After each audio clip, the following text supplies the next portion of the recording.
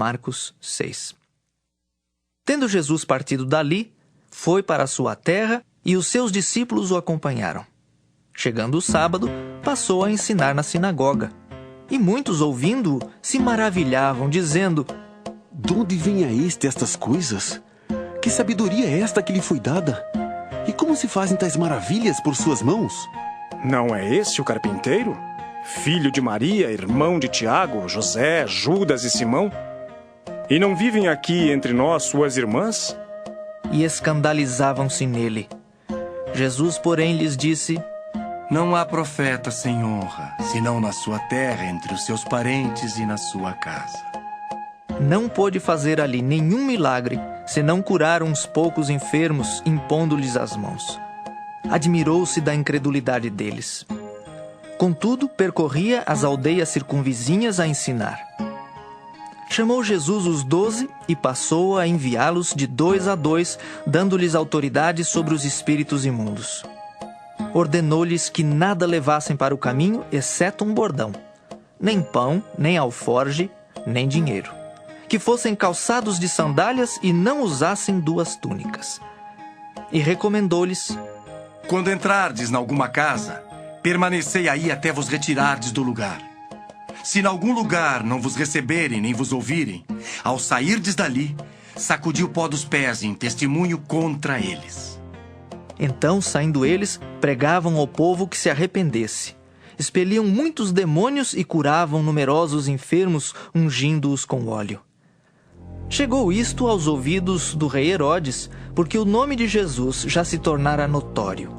E alguns diziam: João Batista ressuscitou dentre os mortos, e por isso nele operam forças miraculosas. Outros diziam: É Elias. Ainda outros: É profeta como um dos profetas. Herodes, porém, ouvindo isto, disse: É João, a quem eu mandei decapitar, que ressurgiu. Porque o mesmo Herodes, por causa de Herodias, mulher de seu irmão Filipe, porquanto Herodes se casara com ela, mandara prender a João e atá-lo no cárcere. Pois João lhe dizia: Não te é lícito possuir a mulher de teu irmão. E Herodias o odiava, querendo matá-lo, e não podia. Porque Herodes temia a João, sabendo que era homem justo e santo, e o tinha em segurança. E quando o ouvia, ficava perplexo, escutando-o de boa mente. E chegando um dia favorável, em que Herodes, no seu aniversário natalício, dera um banquete aos seus dignitários, aos oficiais militares e aos principais da Galileia, entrou a filha de Herodias e, dançando, agradou a Herodes e aos seus convivas. Então disse o rei à jovem: Pede-me o que quiseres, e eu te darei. E jurou-lhe: Se pedires, mesmo que seja metade do meu reino, eu te darei. Saindo ela, perguntou à sua mãe: Que pedirei? Esta respondeu: A cabeça de João Batista. No mesmo instante, voltando apressadamente para junto do rei, disse: Quero que sem demora me des num prato a cabeça de João Batista.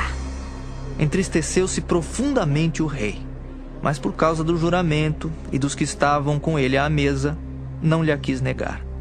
E enviando logo o executor, mandou que lhe trouxessem a cabeça de João. Ele foi e o decapitou no cárcere, e trazendo a cabeça num prato, a entregou à jovem, e esta, por sua vez, à sua mãe.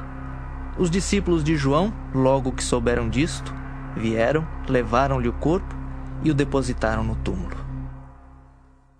Voltaram os apóstolos à presença de Jesus e lhe relataram tudo quanto haviam feito e ensinado.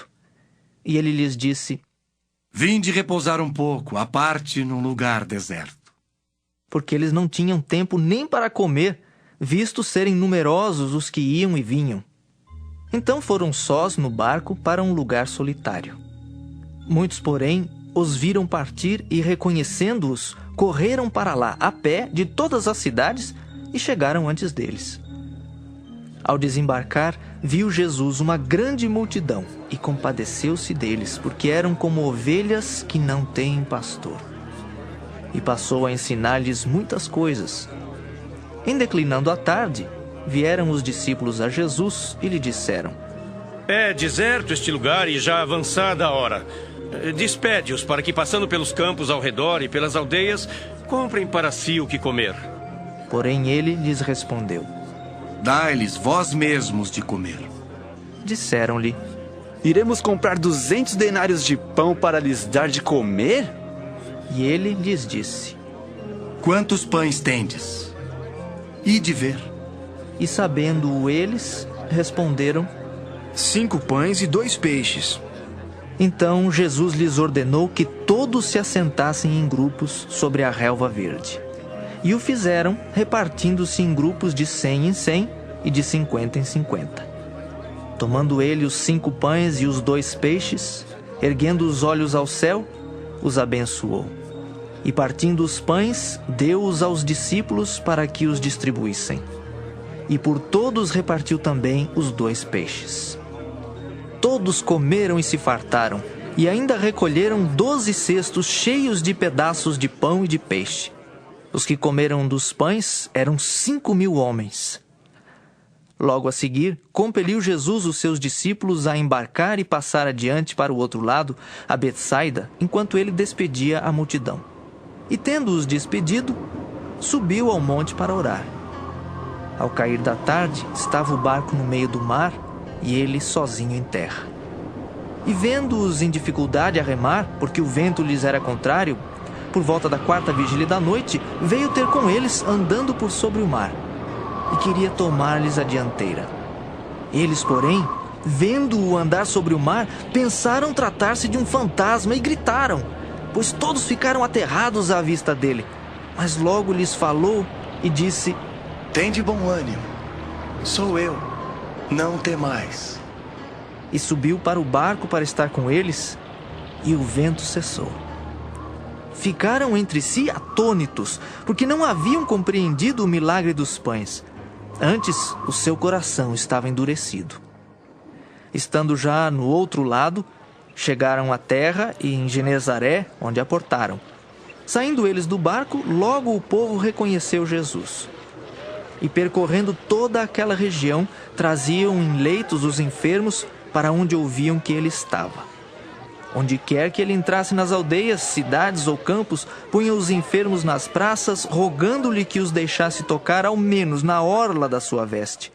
E quantos a tocavam, saíam curados. Queridos espectadores, vamos agora fazer um estudo a respeito do que nós ouvimos em Marcos 6. Marcos 6, o Senhor Jesus volta para a cidade dele, tem uma experiência de um ensino tremendo para nossas vidas, porque ele voltou para a sua origem, cidade onde ele foi criado, a cidade onde estava a irmã, as irmãs, os irmãos, a mãe dele e toda a família dele ali naquele local, que morava naquela cidade. E Jesus então foi para a sinagoga ali da cidade onde estavam seus irmãos. E ali na sinagoga ele ensinava com a mesma sabedoria e a ciência que ele trouxe dos céus. E ficou impressionado porque no lugar onde ele estava, ali na sinagoga, as pessoas fizeram juízo a respeito dele, admirados, né, com aquela sabedoria que ele tinha recebido, aquela sabedoria que não era comum aos homens que viviam naquele lugar. Era um conhecimento que não tinha, eles não conseguiam entender como o Senhor Jesus adquiriu toda aquela informações, toda aquela sabedoria, e que não era comum ali naquele lugar. Eles então ficaram citando, mas os homens então ali anunciavam a preocupação no sentido dizendo: de onde vem todas essas coisas? Qual é a sabedoria? Que sabedoria é essa que foi dada? De onde vem tantas maravilhas em suas mãos?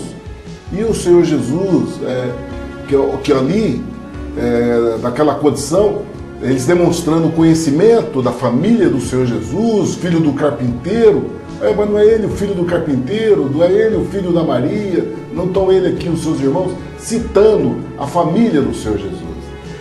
E a palavra diz que eles escandalizavam-se dele.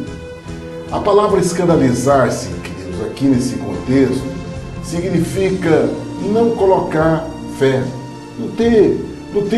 não receber de bom grado. O segredo, querido, de receber a palavra de Deus, existe duas posições em você receber a palavra de Deus. Essa semente que vem dos céus, compreende? Essa semente, a palavra de Deus é uma semente que não que não tem na terra, é uma sabedoria dos céus. Então tem duas maneiras de você receber essa palavra. O Senhor Jesus falou no capítulo anterior, falou a respeito dos tipos de corações que recebem essa palavra. Mas aqui, nesse capítulo, nós temos entendimento de duas atitudes de você receber a palavra. Existe a atitude que você recebe a palavra de bom grado, você se alegra em receber a palavra, você tem prazer em ouvir a palavra. Isso é uma atitude de bom grado. E quando você tem a atitude de bom grado, você tem disposição de ouvir. Essa é a vontade de Deus que tem sobre a tua vida, de você ouvir a palavra dele, de você vir a palavra que não é de homem, não é na qualidade do mensageiro. O que nós temos que ter, queridos, ensino a respeito da palavra de Deus, é que nós temos que parar de idolatrar homens, né? Porque isso não é aquilo que Deus quer para nossas vidas, que nós idolatremos o mensageiro. O que nós vemos na nossa geração, por isso é o cuidado da questão do falso profeta, do falso Cristo, porque eles querem ser idolatrados, eles querem ser adorados. E não existe isso na mensagem do reino do céu. A mensagem do reino de Deus, quando ela vem ungida pelo Espírito Santo, ela tem um contexto, querido, de ensinar a você, para que você tenha a salvação. Você é a pessoa mais importante da mensagem. O endereço da mensagem, o endereço da semente da palavra, você é o principal alvo da qual Deus deseja. Não é o mensageiro. A pessoa que está, o vaso que Deus está usando para trazer a mensagem, não é o importante. O importante do vaso é que eu tive o momento importante, para você ter um entendimento, explicando esse contexto na qual nós estamos falando. Eu tive esse momento de importância quando eu recebi essa mensagem de bom grado. Quando eu recebi essa mensagem de bom grado, me dispus a ouvi-la, me dispus a abrir meu coração para que essa palavra entre de uma maneira forte dentro do meu coração. E aí eu tive a minha conotação importante no reino do céu, assim como você.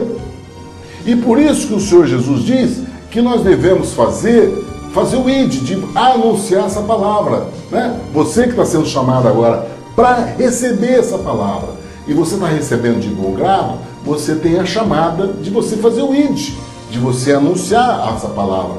Não que existe a importância, há alguma importância em você nisso? Não. A importância que houve em você é que você recebeu a mensagem do reino de Deus. Você recebeu a mensagem da palavra. E aqui então o Senhor Jesus está demonstrando uma outra condição, querido. Isso que nós acabamos de citar agora diz respeito a um outro versículo, outro capítulo que o Senhor Jesus falou a respeito da semente que é colocada sobre os homens. Então, o coração de boa terra, o coração de boa mente, é aquele que recebe essa palavra de bom grado, com disposição. Agora, existe um outro tipo de pessoas, que são aqueles que recebem no meio de pedregais, aqueles que recebem no meio de espinheiro, aquele que recebe à beira do caminho. Tem uma conotação aqui. Ele está falando que há pessoas que recebem a palavra e se escandalizam do mensageiro. Compreende? Não coloca sentido, não observa a palavra que está sendo anunciada. Ele observa quem está sendo o mensageiro e escandaliza-se em função daquele que está trazendo a mensagem. Então, ao invés de olhar a mensagem, ao invés de se maravilhar com a sabedoria de Deus do coração, ele fica olhando o mensageiro, observando o mensageiro. Quem é o mensageiro? Mas não é ele, fulano de tal, ciclano, não foi ele que praticou aquelas obras do passado, não foi ele, e se escandalizar. Quando você entra nessa posição de você olhar as obras do passado, do mensageiro. Foi o que o Senhor Jesus falou aqui. Não há profeta sem honra senão na sua casa, por causa de promover o escândalo, porque conhece a família e tal. Não é ele, o irmão dele não é fulano de tal, a irmã dele não é ciclano. Quer dizer, comparando o mensageiro com as coisas que são do contexto dos homens, do mundo. O que acontece com isso, querido? Gera incredulidade. E quando gera incredulidade, não existe presença de Deus. Deus não opera na incredulidade. Se tem uma coisa que impede a presença de Deus, é espírito de incredulidade. Foi o que o Senhor Jesus, foi o que aconteceu aqui com o Senhor Jesus. Quando aconteceu essa incredulidade, movida pelo escândalo, que eles se escandalizaram do mensageiro, considerando os irmãos dele, as irmãs dele, o carpinteiro, a mãe, Maria, compreende? Eles escandalizaram. Por quê? Desqualificaram a palavra. Colocaram a palavra que é dos céus, que é a palavra que é uma semente que gera em nós poder de Deus para levar nós para a vida eterna, coloca na condição carnal, na condição de homem. Isso é que gera incredulidade. Esse ensino que o Senhor Jesus está dando. E o Senhor Jesus se admirou dessa condição. Ele ficou admirado dessa qualidade, dessa situação que os homens demonstraram por essa incerteza que traz, através do escândalo, que traz a incredulidade. E o Senhor Jesus, então, sabe o que ele fez? Ele fez poucos milagres naquele lugar. Ele denunciou isso, falou, olha, não há profeta sem honra, senão na sua própria casa. E denunciou isso e foi para as cidades vizinhas. E esse tem que ser a conotação importante para nossas vidas. Porque nós vamos ver depois, o Senhor Jesus dá um ensino para os apóstolos a respeito de como se posicionar quando eles forem levar essa mensagem do reino. Isso é importante para nós. Porque se tem uma coisa que o Senhor Jesus preserva, querido, é essa palavra do reino, a palavra de Deus, a palavra pregada, a palavra anunciada, é tesouro dos céus, querido. É um tesouro que gera em nosso coração fé. E essa fé é que vai fazer com que nós determinamos nossa vida, a ousadia de ver nós rompermos o nosso mundo. Essa palavra que traz salvação, não apenas de nos levar para uma vida eterna, uma vida com Deus, mas traz salvação para o tipo de vida que nós vivemos. Traz salvação diante dos percalços que acontecem em nossas vidas. Então nós temos que valorizar, ter bom grado em receber essa palavra e valorizar não o mensageiro, não a pessoa que está fazendo, mas valorizar a palavra de Deus em seu coração. Recebe essa palavra, não anunciado por fulano de tal, por pastor tal, por apóstolo tal, não, mas Deus falando no teu coração. Isso aqui é importante, que o Senhor Jesus está nos ensinando nisso aqui. Por quê? Por causa da incredulidade que impede a operação de Deus no nosso coração.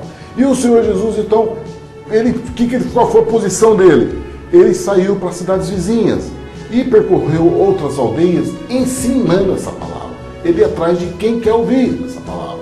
E aí chamou os 12 apóstolos. Olha só a consequência disso, o ensino que ele traz por essa situação do anúncio da palavra de Deus, de como você se posiciona. Olha só o que ele diz, porque tudo tem uma inter-relação, querido. Os evangelhos do Senhor Jesus não são soltos, há uma relação, há um desdobramento. Né? O Senhor Jesus anuncia uma posição já visando uma outra situação. Há um plano de Deus, há uma ciência, há uma sabedoria infinita nisso, querido. É isso que nós queremos mergulhar nesses evangelhos, para nós entendermos a ciência que há nessas palavras. Então o Senhor Jesus passando, nós estamos vendo aqui o relato que o Senhor Jesus passou pela situação dele ser escandalizado por estar na casa dele, por viver ali com os irmãos dele, por causa da família dele, a mãe, as irmãs e os irmãos. Ele gerou incredulidade naquela população. Aí o Senhor Jesus então saiu e foi ensinar na cidade vizinha. Nesse momento, ele chamou os 12 discípulos. Ele teve a chamada dos 12 discípulos. E ensinou os 12 e mandou os 12 ir anunciar essa palavra. Enviou para ensinar essas palavras e impôs sobre eles Deus e o poder para expulsar espíritos imundos e ordenou que eles fossem de 2 a 2. Por quê, querido? 2 a 2. É importante nós termos entendimento disso. Porque nós não podemos dar testemunho de nós mesmos. O testemunho de 2 a 2 diz respeito de nós darmos o testemunho do reino de Deus, o testemunho do Senhor Jesus sobre nossas vidas, o testemunho dessa palavra. E você, o Senhor Jesus, quando ele anunciava essa palavra, os religiosos daquela época combatia ele dizendo que ele estava dando testemunho dele mesmo. E ele dizia que não, eu não estou dando testemunho de mim, eu estou dando testemunho daquele que me enviou. Eu e meu pai somos um. Então ele já falava, eu e meu pai somos um. Já existia uma unidade de mais de uma pessoa. E isso é importante. No anúncio do Evangelho, no anúncio da palavra de Deus, é importante a questão do testemunho, de você dar o testemunho. Esse testemunho é importante quando ele é feito de 2 a 2, porque são dois dando testemunho da qualidade dessa palavra. Por isso o Senhor Jesus diz, onde tiver 2 ou 3 reunidos do meu nome, eu estarei no meio de vós. Isso diz respeito ao testemunho. Há uma necessidade de nós não sermos autodidata, de nós sermos o dono da verdade, de nós somos os promotores de toda a verdade. Isso não é de Deus, isso é espírito de soberba, é espírito de orgulho, isso é do inimigo. Essa é uma condição carnal do homem, de orgulho, de soberba, de autodidata, de se se promover, de achar que ele tem toda a sabedoria de Deus, de todas as formações de Deus. Isso é uma posição soberba que não diz respeito ao reino dos céus. No reino dos céus é a humildade, é um espírito de servo. E aí então é aquela colocação de que, olha, eu sou apenas um vaso, eu sou mais apenas um vaso para servir. Então é o testemunho de 2 a 2, que o Senhor Jesus mandou ir 2 a 2 para fazer essa obra que é do reino dos céus. E aí então ele dá um ensino para ir expulsar demônio e fazer essa obra. Ele dá algumas condições para essas pessoas. Ele fala para os apóstolos para não tomar nada no caminho, para ir sem se preocupar com o que tem no bolso, quantas sopas está levando, na mala quantas sopas está levando, qual é o sapato, o que vai comer, levar alimentos, levar pão, levar dinheiro no bolso, nada disso. Ele diz para você simplesmente ir na condição que você está. Quando você recebe essa chamada, você vai nessa condição. Você não precisa esperar ter dinheiro no bolso, tá aparelhado com substância da prateleira cheia, com as condições conforto para você fazer esse trabalho. O Senhor Jesus diz que quando você recebe essa chamada, querido, você vai na tua condição. Vai naquilo que você tem, naquilo que você está. Nessa posição é que você deve ir. Você não precisa esperar você estar melhor de condição de vida, esperar você se estar formado em tal situação, ou eu estar melhor, sadio, por exemplo, com determinada situação. Eu estou sofrendo um determinado mal, eu tenho um espinho na carne, como Paulo tinha, eu vou esperar melhorar desse espinho na carne para mim fazer a obra de Deus.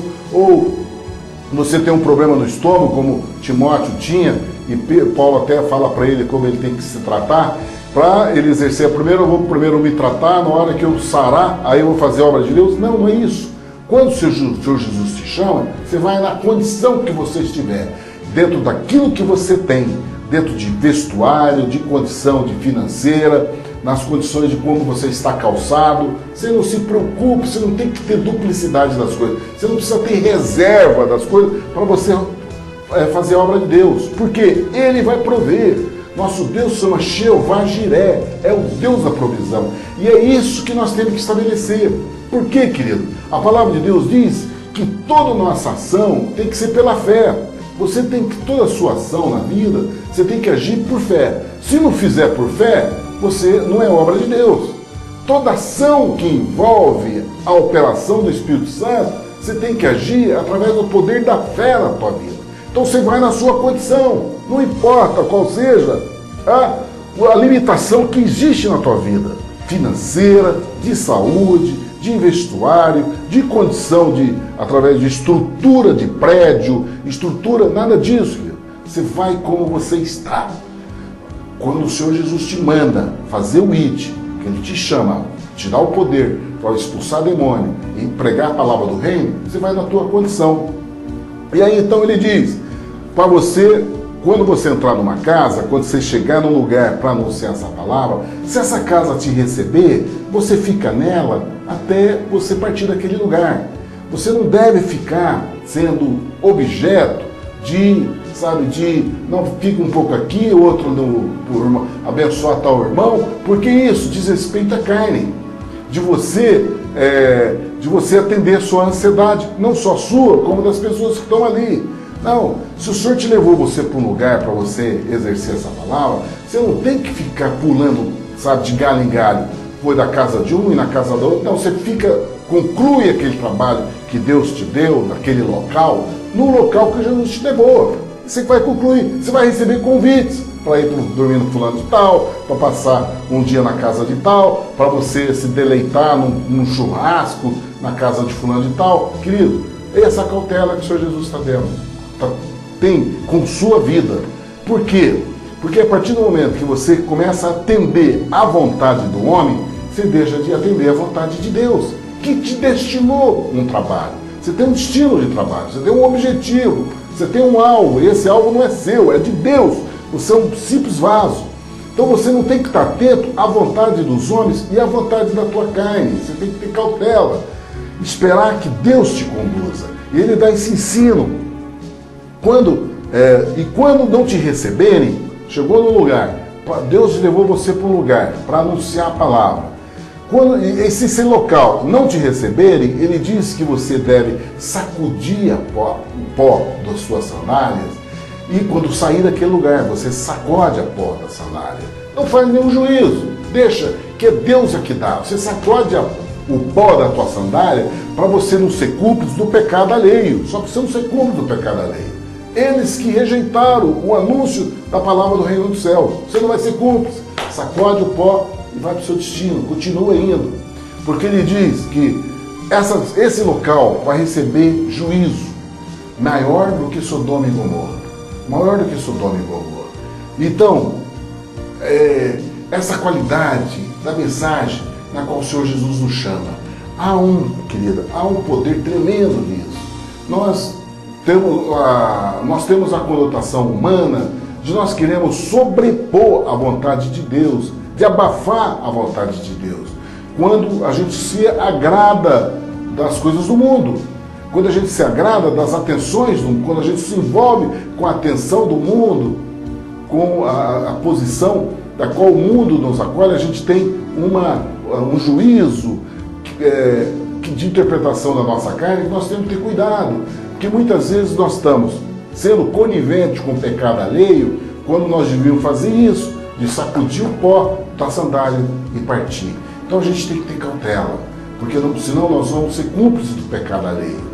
Há palavras que dizem respeito disso, nós vamos estudar em profundidade isso. E aí o Senhor diz que e quando os apóstolos fizeram isso, obedecendo conforme a determinação que o Senhor Jesus demonstrou, eles saíram pregando, eles pregavam a palavra de arrependimento para as pessoas entrarem no reino dos céus e expulsavam muitos demônios, ungiam os enfermos com óleo e eles eram curados. Exatamente porque eles estavam no centro do comando da voz, do comando do Espírito Santo, da voz de Deus sobre a vida deles. Quando você recebe essa chamada, quando nós recebemos a chamada, com a determinação de que o Espírito Santo é o realizador da obra, você descansa, porque vai ser aquilo que a palavra diz que tem que ser feito. Essa palavra, o que ela fala, ela cumpre. Nosso Deus é fiel. O que nós temos que fazer é crer e caminhar e fazer o que tem que ser feito. Só que nós temos que ter a cautela de ouvir a voz do Espírito Santo, de como nós conduzimos. Por quê, queridos? Porque nós vamos lidar com o mundo espiritual. Por isso que o Senhor Jesus, quando na cidade dele, que ele realizou poucos milagres, porque as pessoas se escandalizaram, ele foi para a cidade vizinha. E assim, ele falou para os apóstolos, olha, quando não receberem vocês, sacode a sandália, sacode o pó da sandália e vai para outra cidade. Vai anunciar em outras verdades. Você não tem que ficar presa a julgamento de homens, a posição de fé, de incredulidade dos homens. A nossa fé é dom de Deus. O que nós temos que fazer é segundo a vontade de Deus. E o Senhor Jesus deu esse ensino em seguida daquela situação que ele viveu. Mas quando estava acontecendo isso, que impactou o mundo dele naquela época, do Senhor Jesus, na geração que o Senhor Jesus veio, na qual os apóstolos dele começaram a anunciar essa palavra, e essa palavra surtia efeito na cura de enfermos, os discípulos deles realizando essa obra, chegou até ao ouvido dos governos daquela época. Quando essa ação que o Senhor Jesus desdobrou isso na vida dos apóstolos, e entre esses apóstolos, querido, quero falar para você que Judas fez parte desse grupo de apóstolos que saiu 2 a 2 a curar enfermo e a expulsar demônio, e saboreou a palavra do reino do céu, e saboreou a vida de viver o reino do céu. Ele saboreou esse momento. Então o Senhor Jesus, quando anunciou isso, e os apóstolos começaram a realizar, isso aí gerou um mover de informação no mundo daquela época, que chegou até o governo. Herodes tomou conhecimento disso. Enquanto que o Senhor Jesus anunciava, o embate do Senhor Jesus estava a nível da igreja. A igreja é que ia contrapor, né, o espírito de religiosidade daquela época, é que ele ia contrapor a ação do Senhor Jesus. Mas quando os discípulos começaram a exercer essa tarefa, que o Senhor Jesus deu a autoridade para eles, deu o poder para eles realizarem, isso chegou ao ouvido do governo. E Herodes ficou sabendo que Jesus fazia essas obras e que os discípulos dele faziam. Então Herodes, quando tomou conhecimento disso, ele, porque o nome de Jesus se fez notório ali, que até os reis da terra impactaram naquele momento com Jesus, e então Herodes começou a conversar com as pessoas que estavam com ele lá no governo, e conversar a respeito de Jesus. Então Herodes considerava que Jesus era João Batista que tinha ressuscitado, porque no íntimo Herodes desejava isso, porque a palavra diz que Herodes mandou matar Elias, né? Nós vamos conhecer essa história que Marcos vai relatar essa situação. Marcos relata essa situação que aconteceu com a vida de Herodes. Herodes, ele no governo, ele começou a discutir a respeito de Jesus. Ele falou, olha, deve ser João Batista que voltou, mas as outras pessoas que estavam com ele, os súditos dele, diziam, não, é Elias, esse não é Elias, e falavam, não, alguns dos profetas. Então ficavam discutindo a respeito de quem seria Jesus. Mas o que aconteceu aqui, querido? Que é importante, porque que Herodes defendia que fosse João Batista ressuscitado? Porque Herodes gostava de ouvir João Batista. A palavra diz que Herodes ele até guardava em segurança João Batista.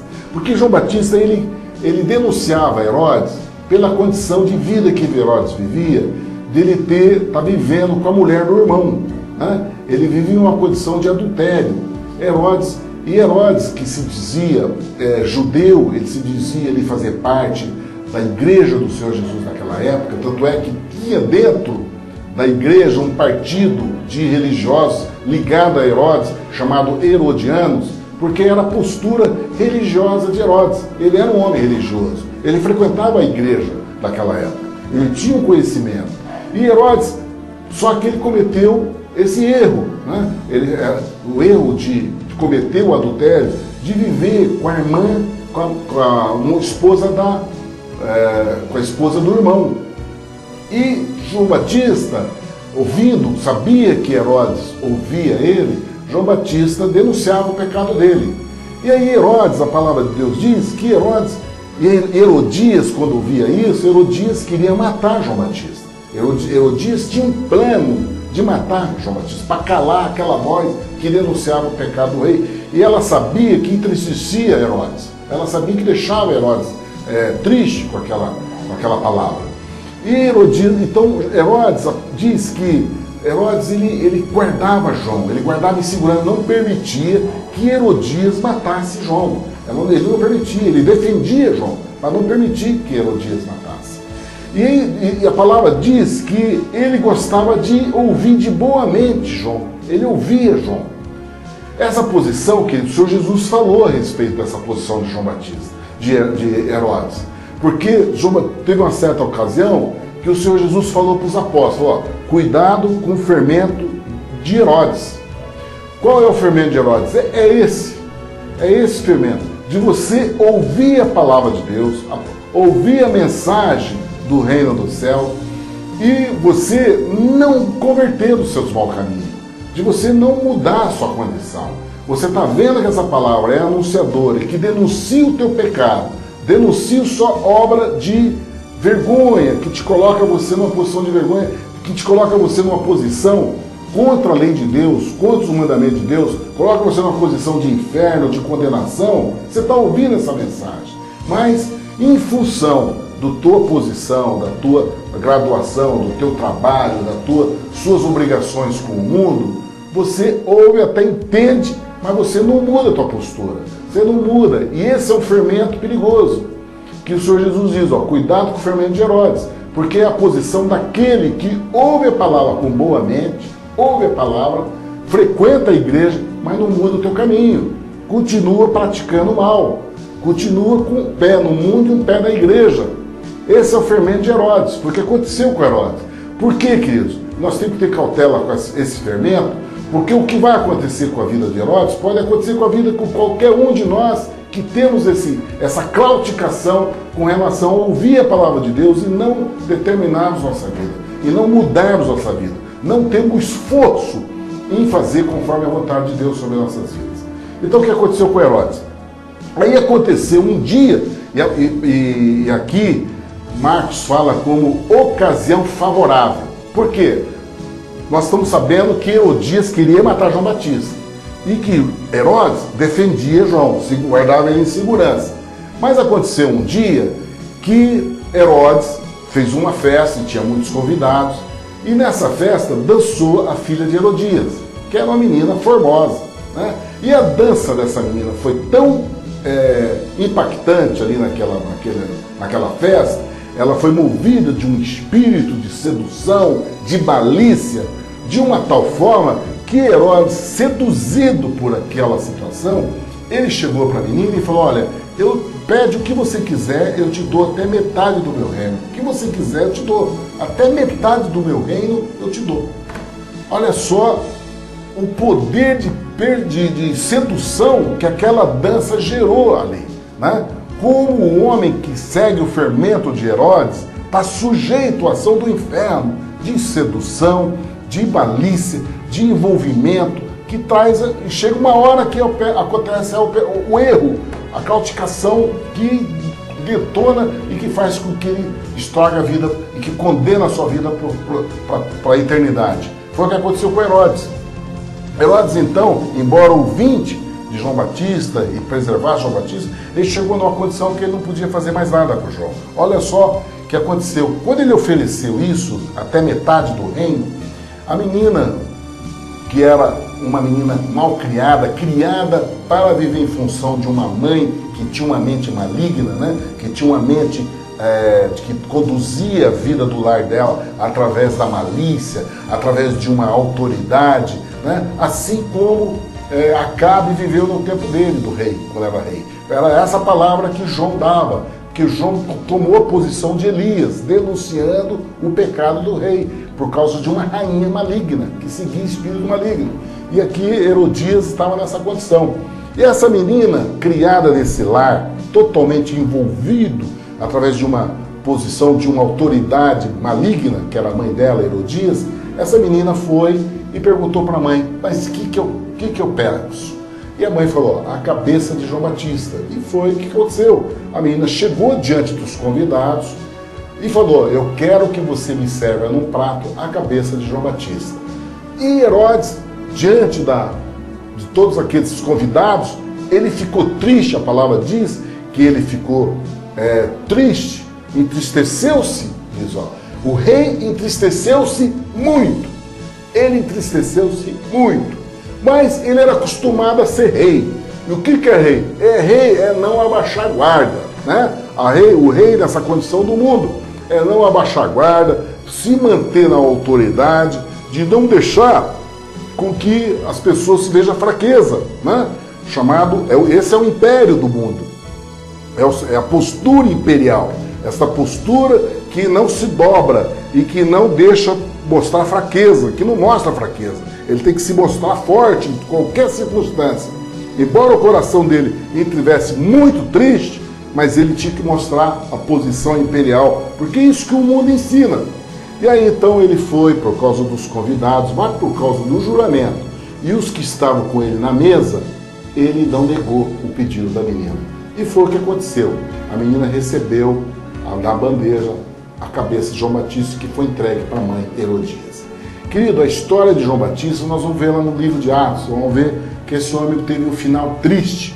Eu só quero passar para você ver a dimensão, como é que são essas coisas. Esse homem que teve essa posição imperial, de imperador, e não se mover diante da sentença, né, embora ele tenha entristecido, ele morreu, esse homem, comido de bicho, sentado no trono. Ele continuou na posição imperial dele, só que ele morreu comido de bicho. Uma posição triste. E o Senhor Jesus adverte, cuidado com o fermento de Herodes. Porque o fermento de Herodes, querido, é esse. É aquele homem, é aquela mulher, né? Que tem uma posição de comando, de rei de terra, das terras que está aqui na terra, que tem uma vida de conforto, de dinheiro, de ter criados, ter mordomos, ter comando de vidas. E gosta de ouvir a palavra de Deus, gosta de ouvir essa mensagem, né? Até ouve, mas não se move, não muda a vida, não transforma-se, não corrige o seu pecado, não faz a conversão da sua vida. Queridos, o cuidado é esse. Quando o Senhor Jesus fala, cuidado com o fermento, porque existe o laço do passarinheiro, aquele laço do inimigo que está esperando a ocasião favorável para fazer o que aconteceu aqui e destruir com a vida. Porque o ato de Herodes foi imperdoável e ele, embora triste, ele teve que executar por causa da posição dele, desse fermento que acostumou mal, ouvindo a palavra, a mensagem da palavra de Deus, mas não havia mudança no coração. Entristeceu, mesmo fazendo o ato errado. Por quê? Porque ele já fazia esses atos repetidamente. Porque ele caía, pecava, entristecia, voltava para ouvir a palavra, voltava a pecar. Ele já vinha nessa condição de voltar a ouvir a palavra e continuar em pecado. Então o coração dele já estava acostumado com essa tristeza do pecado. E ele continuou tendo atitude de erro, até um dia, lá que nós vamos ver no livro de Atos, que ele vai morrer comido de bicho. E aí então, nós vemos que foi trazido no prato, os discípulos de João Batista, pegou o corpo de João Batista, levou ele para ser sepultado. E a cabeça ficou lá, a palavra não diz o que fizeram com a cabeça de João Batista. Sabe que o corpo de João Batista é que foi enterrado. Eles ouviram, aqui diz no versículo 29, os seus discípulos, tendo ouvido isso, tomaram o seu corpo e puseram no sepulcro. A cabeça de João Batista não fala o que aconteceu com a cabeça de João Batista.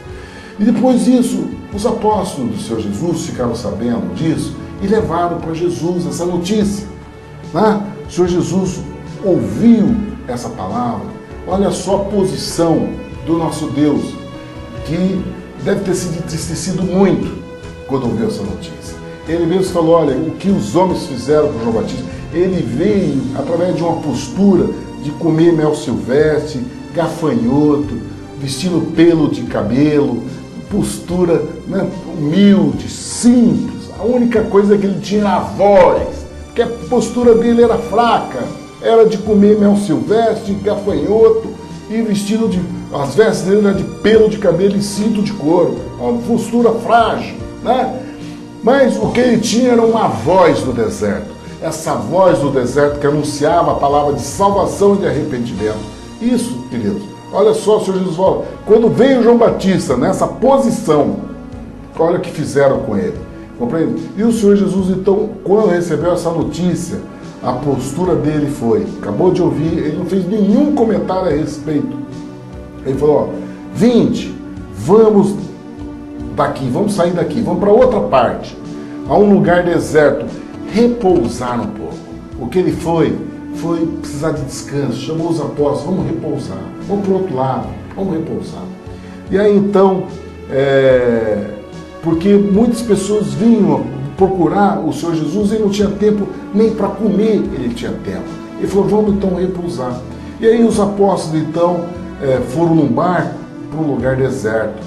E a multidão viu e seguiram o Senhor Jesus, seguiram os apóstolos do Senhor Jesus. E o Senhor Jesus então viu, chegaram do outro lado, e essas pessoas que vieram a pé, contornando a caminhada de barco do Senhor Jesus, eles acompanharam. E o Senhor Jesus que chegou do outro lado olhou aquela multidão que seguia ele olhou e a palavra de Deus diz que ele teve compaixão. Queridos, o Senhor Jesus não teve ódio dos homens quando fizeram aquilo com João Batista. Ele não teve ódio. Porque tudo está escrito. Ele sabia que João Batista ia ter um ministério curto, rápido, fugaz, né? Rápido, obediente ao ministério dele que ia ser. Né? E ele sabia que também ia ter que passar por isso. Que ele ia ter que beber desse cálice também do mundo.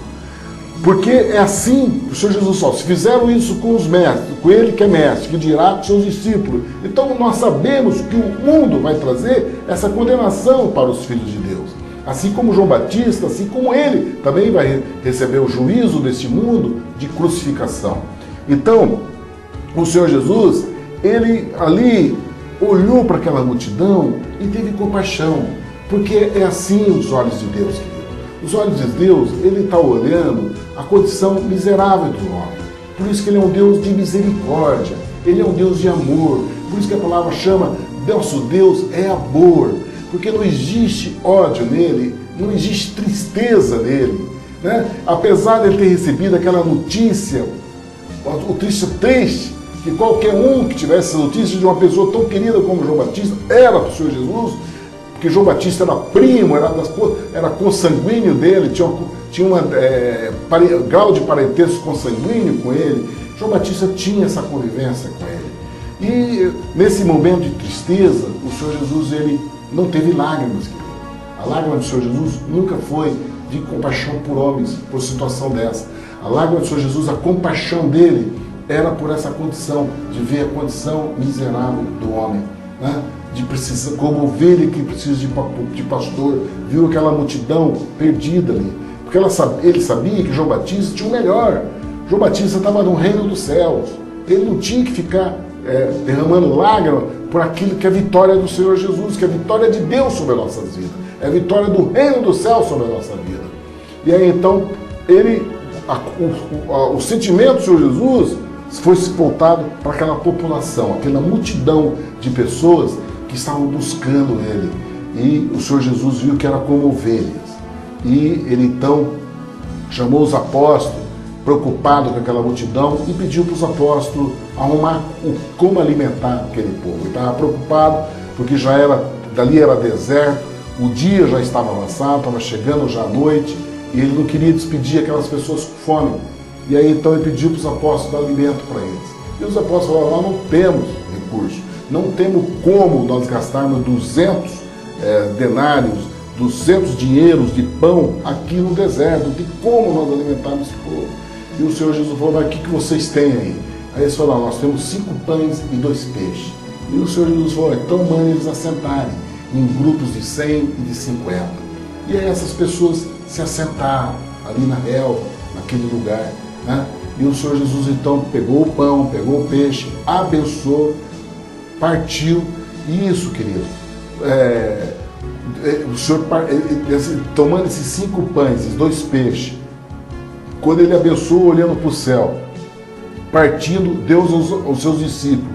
E a palavra de Deus diz que todos comeram, quando ele partiu o pão e os 2 peixes, dando ali para os discípulos partirem e darem para entregar para aquela população, a mão do Senhor Jesus, que partiu os pão, que partiu o peixe, ele alimentou cerca de 5.000 homens. Ali foi citado o número de homens. Não fala quantas mulheres tinham, nem quantas crianças. E nós sabemos que nessa multidão tem muito mais mulher, né? Homens, o número de homens é muito menor do que de mulheres e de crianças. Então, era um número de Se tinha 5 mil homens, nós acreditamos que tinha umas 20 mil pessoas ali. A mão do Senhor Jesus, ele partindo, o cuidado dele, a compaixão, o amor, ele não deu para ninguém fazer.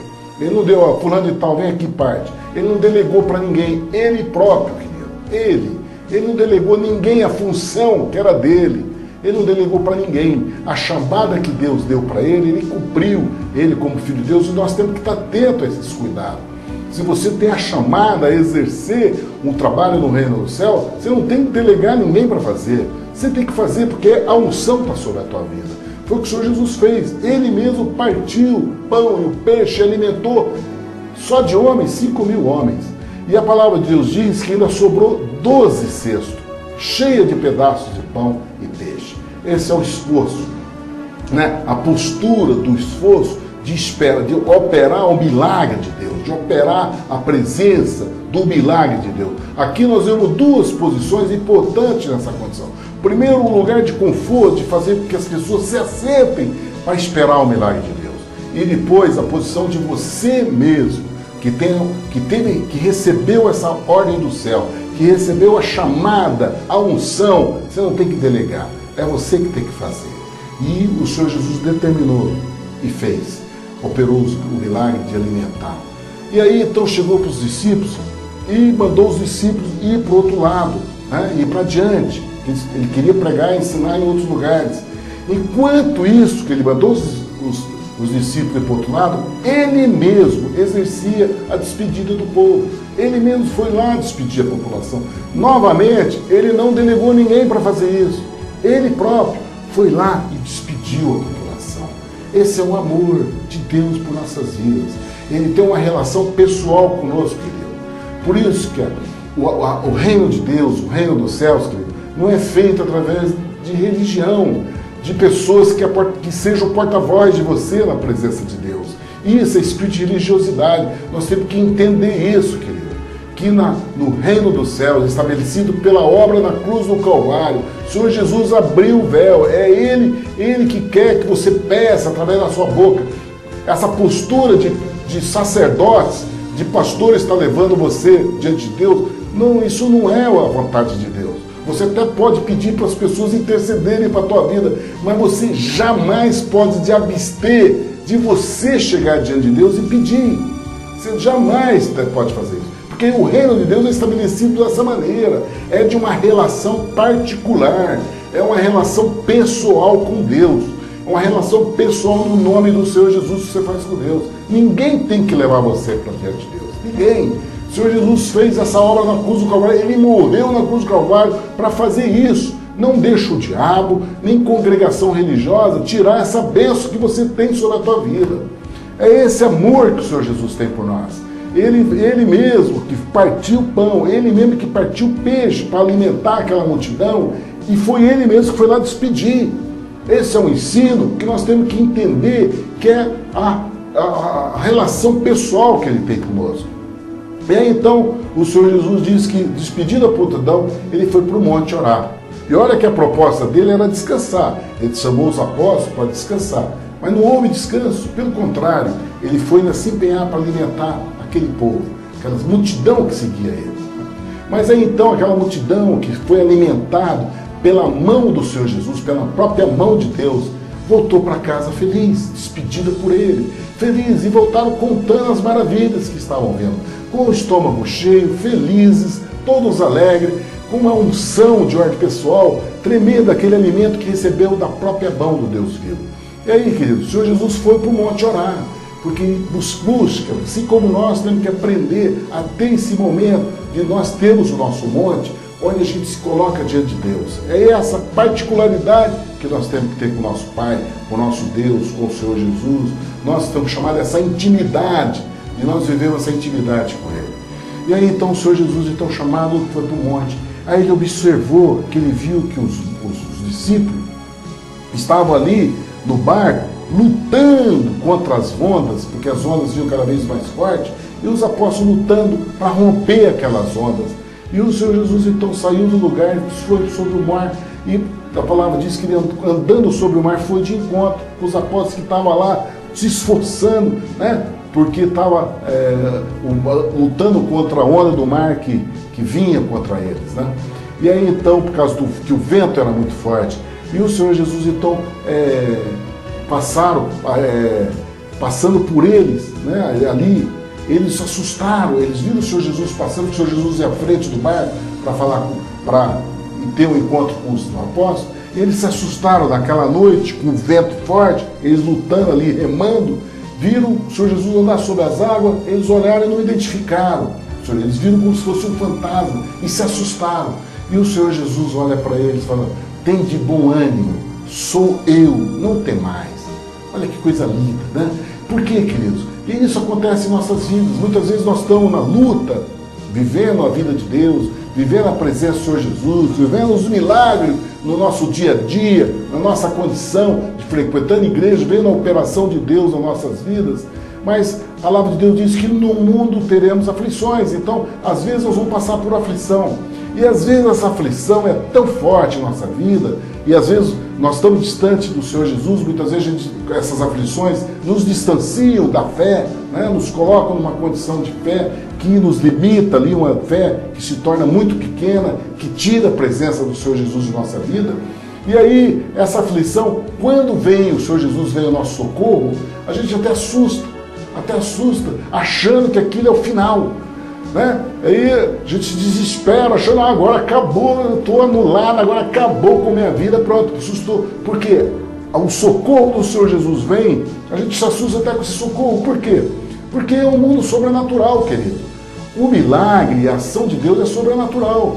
Assim como vem as situações da nossa vida que nos afligem, e muitas vezes vem por uma ação infernal, às vezes vem por uma ação sobrenatural contra nós, o socorro de Deus vem na mesma proporção. Às vezes na mesma proporção, vem através do sobrenatural de Deus. E vem, e que muitas vezes nos assusta, né? Que deixa nessa condição de nós ficarmos aterrorizados com aquilo, né? Vinha um mal, mas parece que vem um outro que agora acabou, o mal é maior, mas não é. Aquele que vem, às vezes você tem com essa conotação, mas essa coisa que vem como se fosse um mal maior é o socorro de Deus sobre a tua vida. É o socorro, é a presença do Senhor Jesus que vem sobre a sua vida. Ele vem de uma maneira sobrenatural. E aí, querido, foi o que aconteceu. Os apóstolos, então, foram recobrados, curados. O vento parou, a presença do Senhor Jesus chegou com eles e já aconteceu a cura. Só que a palavra dá um sentido aqui para nós, que eles vendo tudo aquilo, eles deixaram ali, ficaram muito assombrados e ao mesmo tempo maravilhados com aquela situação do Senhor Jesus se apresentar daquela maneira sobrenatural com eles. Mas eles ainda não tinham entendimento daquilo, porque estavam ainda olhando a multiplicação dos pães. Essa multiplicação dos pães gerou no coração dos apóstolos um sentimento tremendo, porque era toda a resposta que o homem queria. O problema do homem naquela época era o problema da fome, era comida, a escassez de comida em função da dificuldade que os homens tinham naquela época, porque tudo era muito manufaturado, o alimento vinha através da mão dos homens, através da pescaria, através do plantio, através da agricultura, e isso depende da natureza, depende da circunstância. Então o mundo daquela época afligia-se pela fome, a fome era um problema. Então, quando o Senhor Jesus operou essa multiplicação dos pães, o coração dos apóstolos, está resolvido o problema do mundo. A fome está resolvido. Nós vimos na mão dele pão e peixe multiplicado. Eles ficaram estarrecidos com relação a isso. Mas isso tem um significado para o nosso mundo, que nós vamos conversar a respeito disso ainda. Porque o Senhor Jesus, o Espírito Santo vai nos explicar melhor esse detalhe com relação à fome que a população tem. Então, mas o coração deles ainda eles estavam ali, sabe, vendo tudo aquilo, toda aquela maravilha, toda aquela posição sobrenatural que Jesus se apresentou diante deles, mas eles ainda estavam com o coração, porque eles não tinham compreendido o milagre dos pães, e o coração deles ficaram endurecido por causa disso. Ficaram endurecidos. E o Senhor Jesus então disse que chegou do outro lado. Quando chegou do outro lado, quando abarcou do outro lado, o que aconteceu? As pessoas ficaram sabendo que o Senhor Jesus estava ali do outro lado, lá em Betsaida, né, que eles partiram para esse lado. Chegaram lá, houve uma multidão de pessoas que vieram. E vieram com todos os tipos de doentes, enfermos, macas. Diz que trouxeram e pegaram os enfermos, colocaram nas praças, né? Fizeram um hospital, querido. A praça virou um hospital, a praça da cidade virou um hospital. Trouxeram todos os doentes das cidades vizinhas, das aldeias, dos campos, apresentaram todos os enfermos na praça. E todos rogavam para que tocasse, ao menos na hora da roupa. E todos que tocavam na roupa do Senhor Jesus eram curados. Querido, esse toque é tremendo. O toque que nós temos, que o Senhor Jesus quebrou todo o vínculo, né, da distância do homem com o pecador. Esse toque, porque o que é a doença? O que é a enfermidade? É o pecado. E o Senhor Jesus, ele rompeu com isso através do toque. Ele permite que nós, homens miseráveis, nas condições que nós estamos de doença, de enfermidade, de pecado, nós podemos ser curados no toque da presença dele em nossas vidas. Felizmente, querido, eu quero te dar uma notícia boa para você, porque o Senhor Jesus ainda hoje habita com nós. E você hoje faz esse toque na orla da roupa dele, não na condição que esses homens fizeram naquela época, tocando no tecido. Hoje você pode tocar a presença dele no seu coração, porque ele diz que estaria conosco até a consumação do século. E a presença dele hoje em nossa vida, querido, é a mesma daqui de 2011 atrás. Ele se faz dentro do nosso coração. Mas eu quero te pedir uma coisa: não corre atrás de homens que vão te levar até a presença de Deus. Fecha a porta do teu quarto, fala com ele em segredo, que ele vai te ouvir. Isso é poder de Deus. Experimenta esse poder de Deus sobre a tua vida e receba esse toque divino dos céus, que ainda hoje, ainda vivemos esse tempo de graça. Aproveita, querido. Vai chegar um tempo que o Espírito Santo vai sair, vai embora. A igreja vai ser arrebatada, a igreja vai ser levada, o Espírito Santo vai sair. Aproveita agora. Agora é o tempo de você tocar na presença do Senhor Jesus na sua vida. Essa é a palavra de Mateus 6 que nós podemos estudar. E eu quero fazer um convite para nós continuarmos nessa jornada. Amanhã, fazer o estudo do capítulo 7 de Marcos, se assim Deus nos permitir.